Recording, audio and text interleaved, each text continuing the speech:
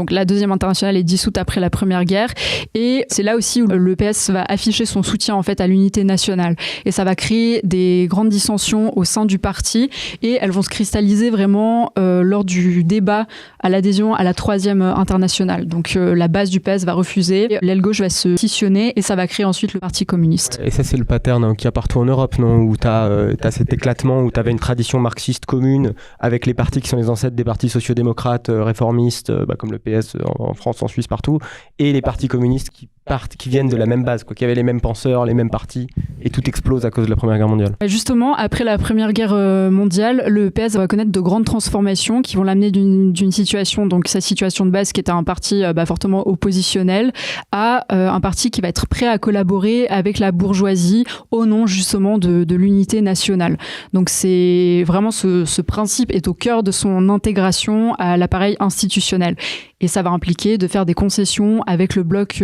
bourgeois et d'enlever un peu de radicalité dans ses revendications, vu que celles-ci vont justement à l'encontre du bloc bourgeois. Donc il va adopter des positions un peu plus modérées, notamment pour la collaboration de classe. Et d'un point de vue du bloc bourgeois,